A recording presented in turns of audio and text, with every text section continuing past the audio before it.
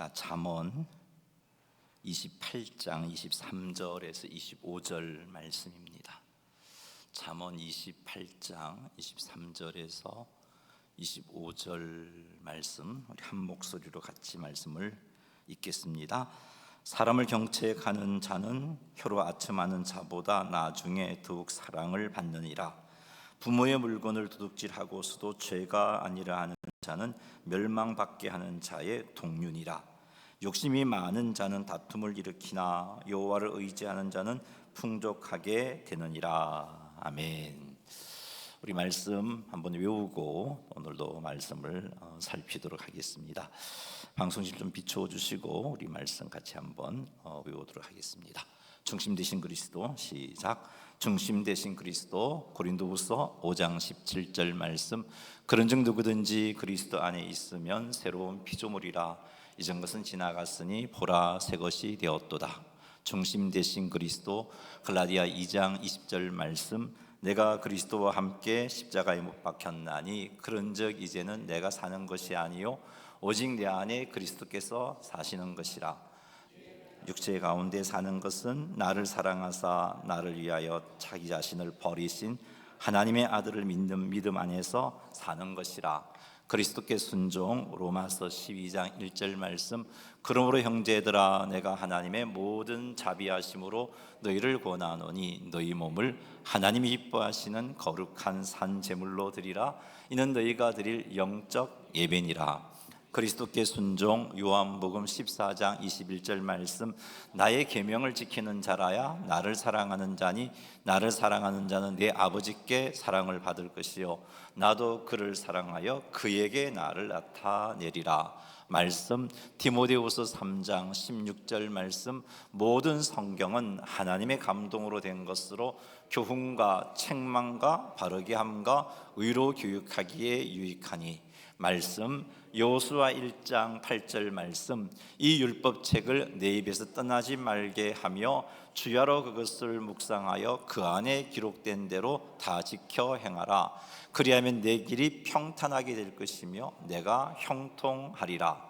기도. 요한복음 15장 7절 말씀. 너희가 내 안에 거하고 내 말이 너희 안에 거하면 무엇이든지 원하는 대로 구하라. 그리하면 이루리라. 기도. 빌립보서 4장 6절 7절 말씀. 아무것도 염려하지 말고 다만 모든 일에 기도와 간구로 너희 구할 것을 감사함으로 하나님께 아뢰라.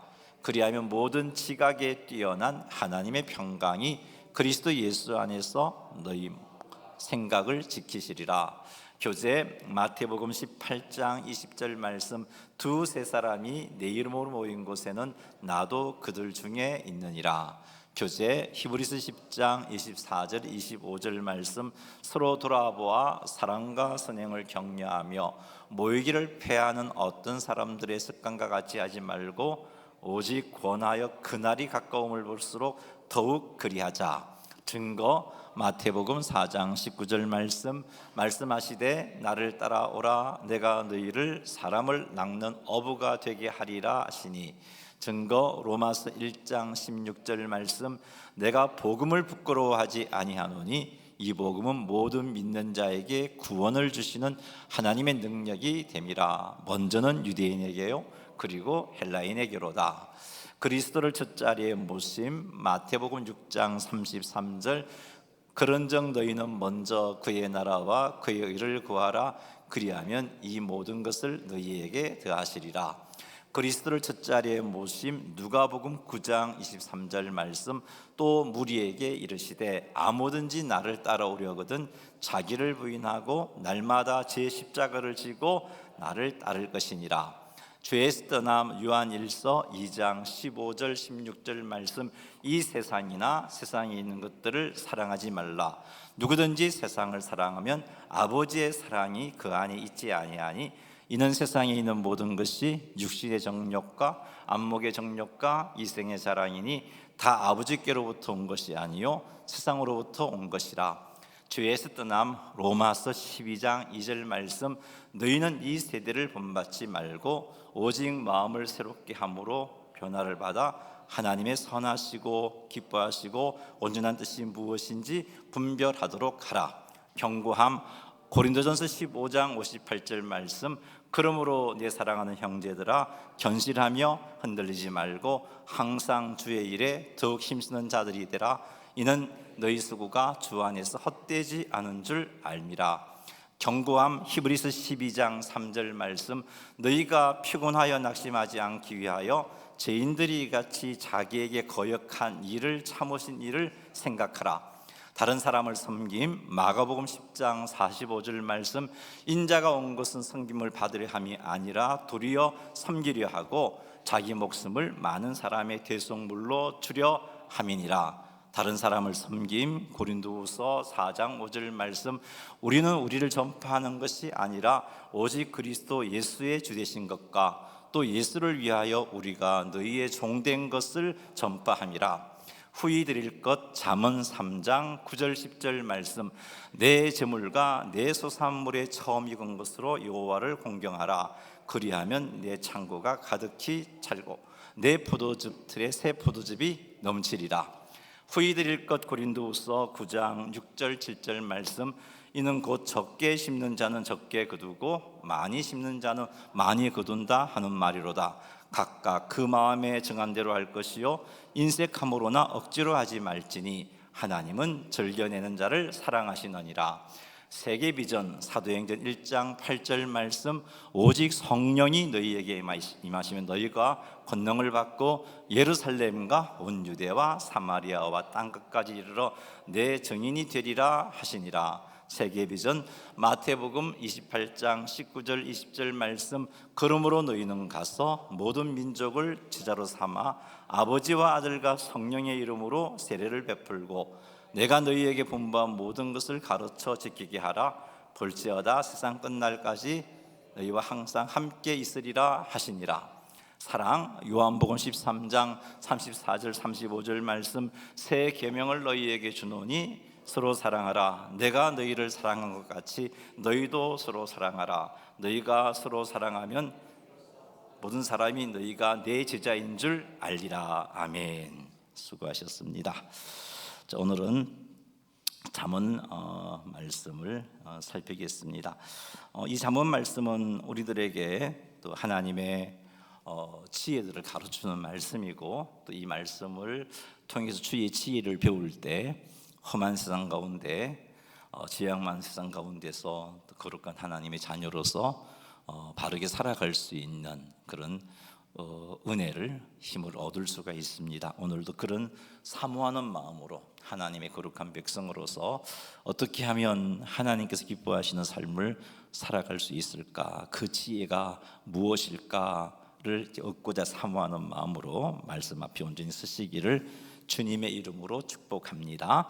우리 잠언 28장 23절 말씀 읽어보겠습니다. 사람을 경책하는 자는 혀로 아첨하는 자보다 나중에 더욱 사랑을 받느니라. 아멘. 자, 이 구절의 의미는 당장은 불편해도 진리 안에서 책망해 주는 사람이 결국에는 듣기 좋은 말로 아첨하는 아첨꾼보다 훨씬 더 사랑과 호의를 받게 된다 하는 그런 의미입니다.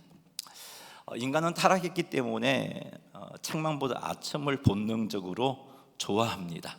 그게 타락한 우리의 본성입니다. 우리 안에 있는 죄성은 진리보다 내 자존심, 내 감정, 그것을 더 보호하고 싶어 합니다.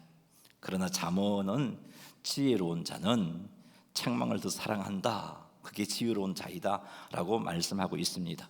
자, 지혜로운 자는 책망을 더 사랑하는데, 이게 지혜로운 사람 안에 있는 그 타고난 자연적인 성향이 아니에요. 이것은 성령의 은혜로 변화된 믿음의 열매입니다. 그래서 그 성령의 변화로 우리가 지혜로운 자가 되면 그 지혜로 말미암아 누가 나의 잘못을 권면해주고 책망해줄 때 그것을 수용할 수 있는 그런 삶을 살게 되는 겁니다.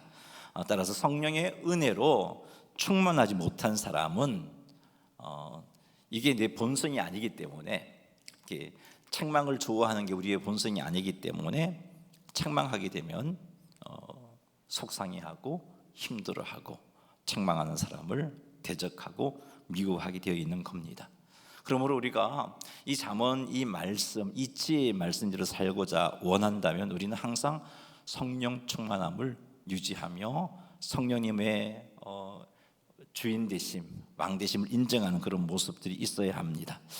자, 이것을 잘 알고 있는 우리들은 사람들에게 책망하는 것을 어려워합니다. 왜요? 그게 우리의 본성이, 죄성이 책망하는 것을 사람이 싫어한다는 걸 알기 때문입니다. 하지만 오늘 말씀은 책망하는 사람이 아첨하는 사람보다 나중에 더 사랑받는다, 이렇게 말씀하고 있어요. 이게 지혜의 말씀입니다. 하나님께서는 말씀을 통해서 또 교회의 치리를 통해서 또는 성도의 상호 권면을 통해서 우리를 죄에서 돌이키고 성화의 길로 이끌어 갑니다. 그 과정들이 책망이기도 하고 권면이기도 할 것입니다. 그러므로 우리는 진리 안에서 잘못을 바로잡는 책망을 해야 되는 겁니다. 서로가 서로에게서 진리 안에서 잘못된 모습을 바로잡는 책망을 해야 됩니다. 아첨은 사람을 두려워하기 때문에 나오는 태도라고 할 수 있습니다. 반면에 책망은 사람보다 하나님을 두려워할 때 할 수 있는 행동입니다. 사랑하는 성도 여러분, 하나님은 성도들이 사람보다 하나님을 두려워하기를 원하십니다. 그러니 하나님을 사람보다 더 두려워함으로 하나님께서 원하시는 것을 행하는 성도의 삶을 살게 되시기를 주님의 이름으로 축복합니다. 자, 책망해야 할 때 반드시 해야 할 일이 있는데 그것은 사랑입니다. 책망의 방식이 참 중요해요. 책망을 해야 되는데 그 책망의 방식이 내 감정의 분출이 되면은 그 책망은 긍정적인 결과를 이끌어내지 못합니다. 에베소서 4장 15절 말씀 같이 한번 읽어보겠습니다. 오직 사랑 안에서 참된 것을 하여 범사에 그에게까지 자랄지라. 그는 머리니 곧 그리스도라. 아멘. 오직 사랑 안에서 참된 것을 하라라고 말씀하고 계십니다. 우리가 지체들의 잘못되어 가는 그 모습을 볼 때 이 사랑으로 나아가지 못한다면 우리 하나님께서 원하시는 그런 책망을 제대로 하지 못하는 겁니다.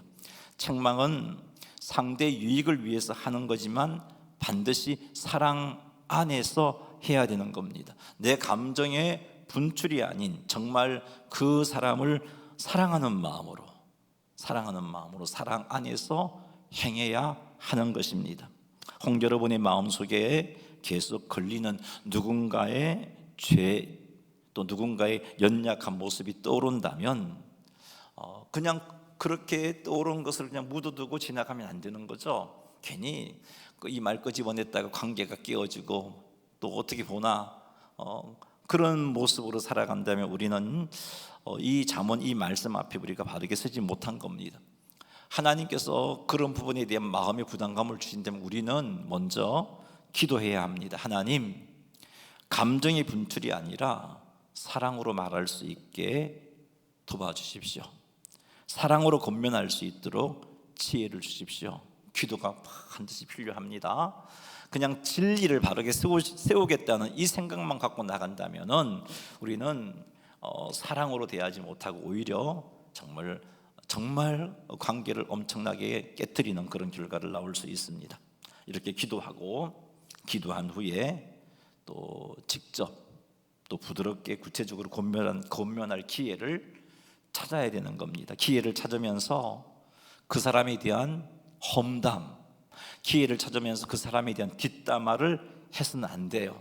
기도하면서 기회를 찾으면서 이때 우리가 기도하면서 그 관계 속에서 하나님의 인도하심 쫓아서 그를 권면하고 책망하고자 할 때 반드시 우리의 마음속에 유혹이 찾아옵니다. 어떤 유혹이 오냐면은 괜히 불편한 관계 만들지 말라, 그러니까 침묵하고 못 본 척하고 덮어주라는 유혹이 있을 겁니다. 그러나 오늘 말씀은 지금의 불편함을 감수하고서라도 진리를 말해주는 사람이 결국은 더 깊은 사랑을 받게 된다라고 말씀하고 있어요. 그러니 기도하시면서 준비하시고, 이게 정말 중요합니다. 하나님의 도우심을 구하면서 기회를 찾아서 권면 책망하시는 여러분 되시기를 주의 이름으로 축복합니다. 자, 그리고 듣기 좋은 말만 하는 사람이 되지 말고 사랑 안에서 진리를 말하는 자가 되겠다는 결단도 해야 됩니다. 기도하면서 듣기 좋은 말만 아니라 정말 사랑 안에서 그 사람을 바르게 세워야 하니까 진리를 말하겠다는 결단을 하십시오. 사랑으로 필요한 책망을 하겠다는 결단이 필요합니다. 책망해야 할 사람을 위해서 정말 많이 기도하시고 성령 하나님께서 그 마음을 움직여 주셔서 그가 책망을 들었을 때 수용할 수 있게 해달라고 하나님의 도우심을 청하시기 바랍니다. 그리고 권면해야 할 내가 그를 정죄하고 상처 주고 판단하는 자가 되지 않게 해달라고, 그런 말을 하지 않도록 지혜를 달라고 하나님께 기도하십시오. 필요하다면 때로는 금식도 하십시오. 하나님이 그런 금식은 정말 기뻐하십니다. 정말 아름다운 교회를 세우기 위해서 내가 하나님이 주시는 부담감을 가지고 책망을 해야 한다면 기도하면서 금식까지 하시며, 그리고 상대를 존중하면서 하나님 주신 지혜를 따라 부드럽게 권면하시기 바랍니다. 우리가 범하기 참 쉬운 실수는 나는 의롭고 너는 틀렸다는 이 자세에서 권면하기 때문에 자꾸 정죄하려고 해요. 자꾸 꾸짖으려고 하게 되고, 그래서 감정이 나오게 되고 분노하게 되고 화를 내게 되는 그런 자리까지 나갈 수 있어요. 이런 우리 연약함을 잘 알고 하나님 앞에 기도하시기 바랍니다.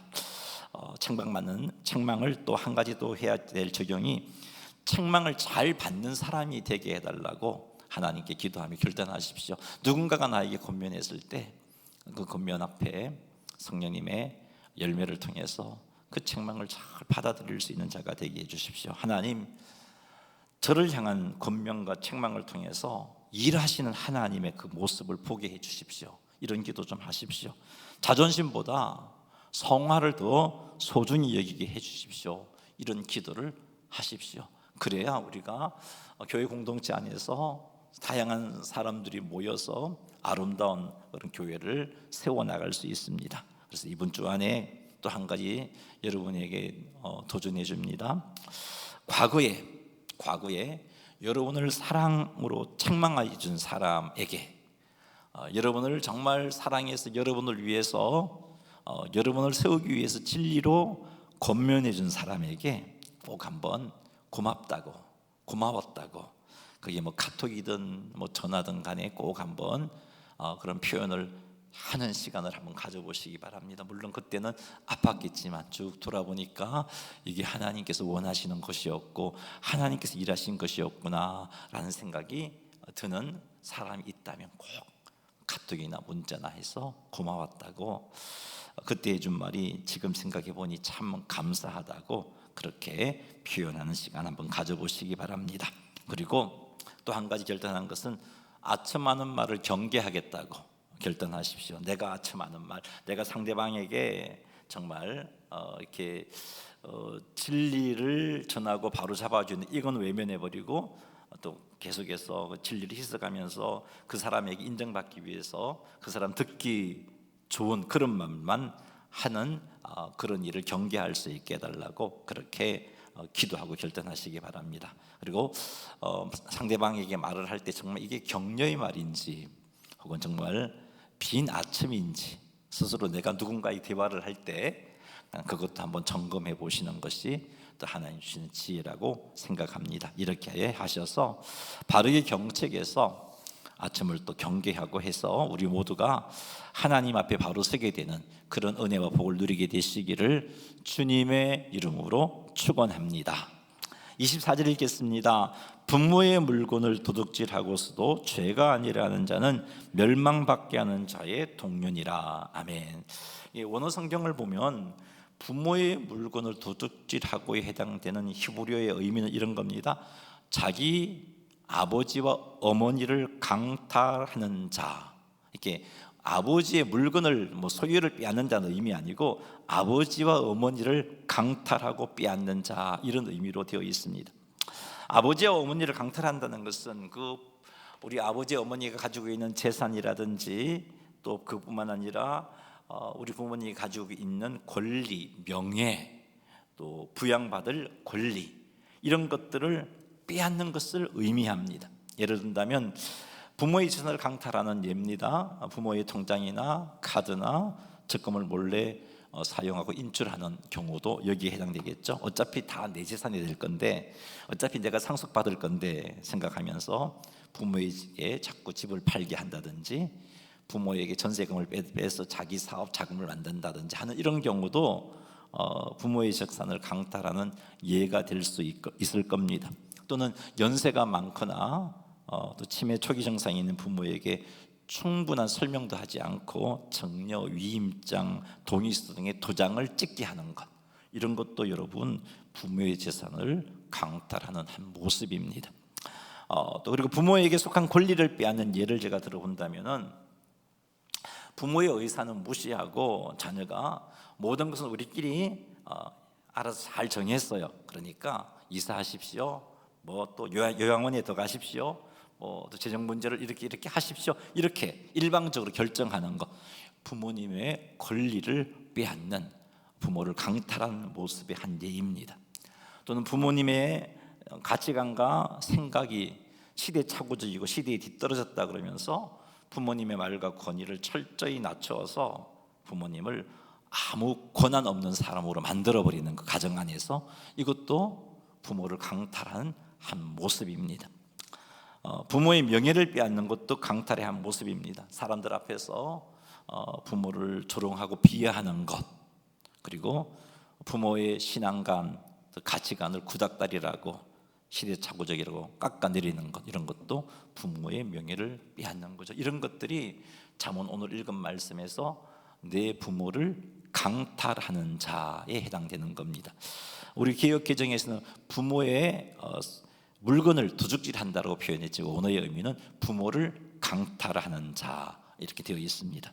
자, 이런 행동을 하고서도 죄가 아니라고 하는 자는 누구와 같으냐? 멸망받게 하는 자의 동류다라고 말씀하고 있습니다.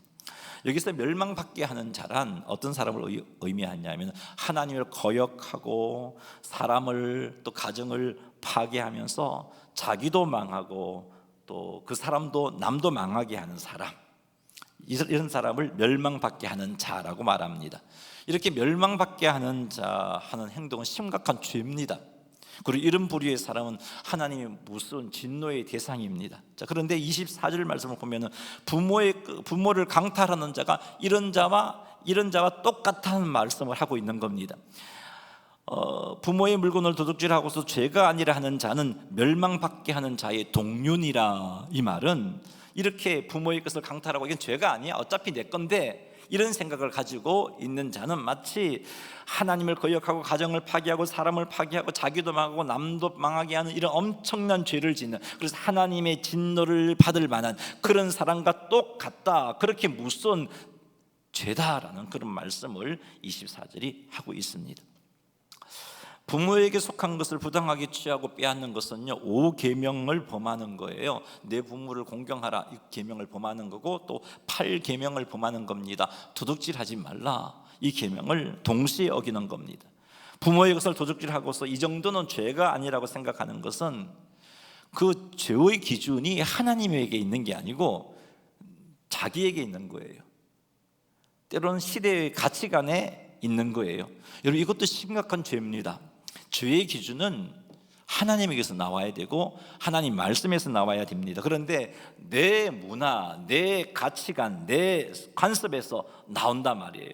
이런 태도는 내 것이 하나님보다 낫다는 태도잖아요. 이런 태도는 내가 하나님보다 높은 위치에 있는 교만한 모습입니다. 부모의 것을 도둑질하고 이 정도는 죄가 아니라고 하는 것은 5계명과 8계명이 분명히 죄라고 말씀하고 있는데 그 하나님 말씀을 거부하는 교만의 행동인 거예요. 사랑하는 성도 여러분, 혹 하나님의 말씀이 그 많은 죄를 짓고서도 이 정도는 뭐 죄가 아니지, 뭐 모든 사람들이 이렇게 행동하고 있는데 뭐 그렇게 생각하는 것은 없습니까? 이 시대를 살아오면서 뭐 대부분 사람이 그렇게 행동하니까 뭐 이 정도쯤이야 하면서 여러분이 처음 신앙생활 했을 땐 정말 그 행동을 두렵고 떨림으로 삼가 조심했는데 신앙의 연조가 흘러가면서 눈에 보이는 사람들이 다 해버리니까 이게 뭐 죄가 아닌 것처럼 느껴져 갖고 뭐 이 정도쯤이야 하면서 하나님 앞에 죄를 짓고 있는 모습은 없는지, 그러면서도 뭐 이 정도쯤이야, 이건 죄가 아니야 라고 한다면 그건 정말 심각한 죄입니다. 하나님의 말씀보다 자기를 더 높이 세우는 교만인 거예요. 이것이 교만인 것을 고백하고 하나님께 회개하시기 바랍니다. 혹 부모님의 돈을 내가 사용하는 것을 당연시 하고 있지는 아니한지 그것도 그렇게 하지 마십시오.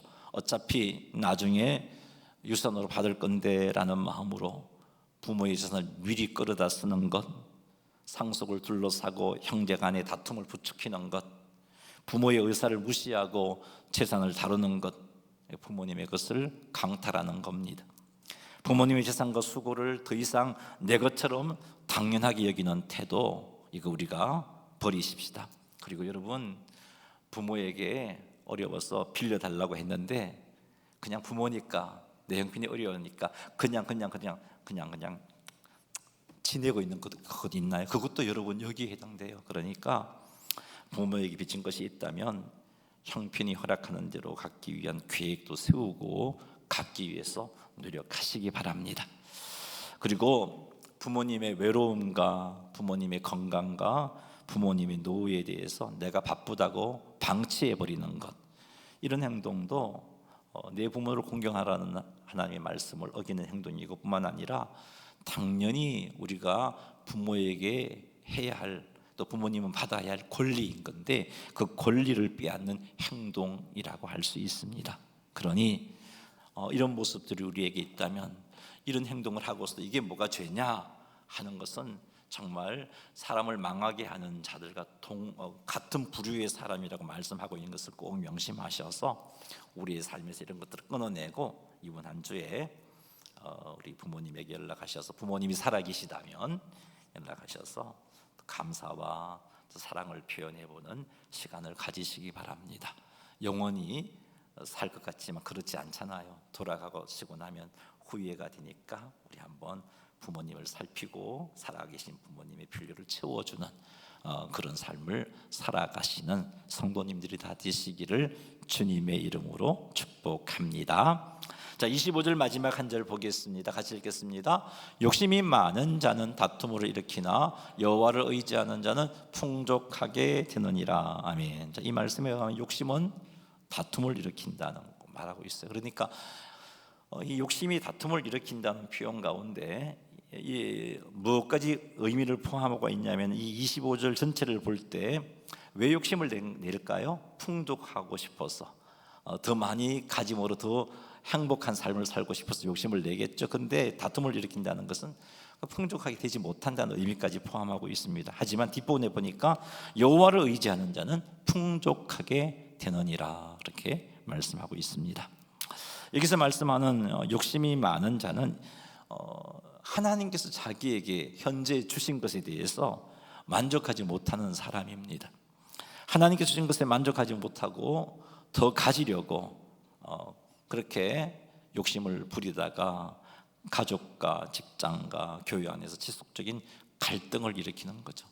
하나님이 내 분량을 알고 내 분량만큼 줬는데 그것에 만족하지 못하고 자꾸 다른 사람과 비교하면서, 그래서 그것을 하나님이 주신 것에 만족하지 못하고 내 방법으로 그것을 채우려고 하다 보니까 갈등을 일으키는 거죠. 가족들끼리도 다투고 직장에서도 갈등을 일으키고 교회 안에서도 갈등을 일으키는 겁니다.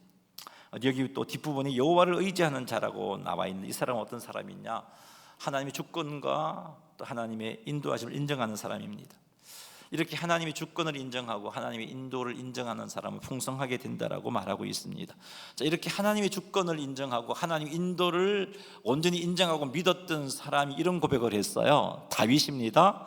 여호와는 나의 목자시니 내가 부족함이 없으리로다, 그렇게 고백했어요. 부족함이 없다는 말은 풍성한 삶을 살고 있다는 겁니다. 하나님의 주권과 인도하심을 인정한 다윗은 부족함이 없는 삶을 살았어요. 그러니 여러분, 우리가 정말 하나님을 의지하는 삶을 살아야 할 겁니다. 이게 하나님께서 원하시는 하나님 자녀의 삶입니다. 하나님의 주권을 인정하고, 하나님 주권을 인정한다는 것은 현재 나에게 주어진 환경이 하나님께서 주신 것이기에 만족하는 자세를 갖는 겁니다. 그리고 하나님 인도하심을 믿고 내게 주신 것에 대해서 감사하고 만족하는 삶을 살아가는 사람은 부족함을 느끼지 못합니다. 여호와는 나의 목자신 내게 부족함이 없으리로다 했던 다윗의 고백을 할 수 있게 됩니다. 그러니 사랑하는 성도 여러분, 더 많이 가지려고 하는 그 탐욕, 욕심은 관계를 깨뜨린다는 것, 결국 다툼을 일으킨다는 것을 꼭 명심하십시다. 돈, 또 명예, 인정, 또 사역의 영향력, 내가 맡은 사역을 할 때 사람들이 인정해주고 또 그것을 통해서 뭔가 내가 좀 높임을 받고자 하는 이런 태도는 이런 것을 조금 더 가지려고 하게 되면은 우리에게 어떤 모습들이 나타나냐 하면은, 첫째는 내 말이 날카로워집니다. 두 번째는 비교가 생깁니다. 그리고 질투가 생깁니다. 그리고 사람들이 경쟁자로 보입니다.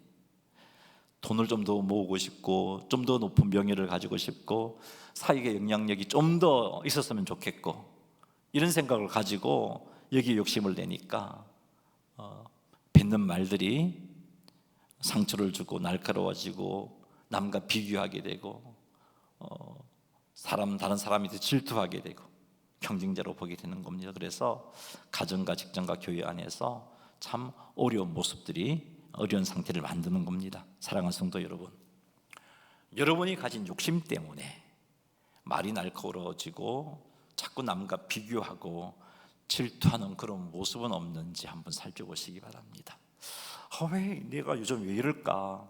왜 내 말이 날카롭고 자꾸 남과 비교하게 되고, 왜 남이 잘 되는 모습에 괜히 기분이 나쁘고 속상하고, 왜 그럴까? 욕심병은 아닌가 한번 점검해 보십시오. 가정에서, 직장에서, 또 교회 공동체 안에서 내가 화를 내고 말을 거칠게 하는 그것 뿌리에 욕심이 깔려 있는 것은 아닌지 한번 살펴보시기 바랍니다.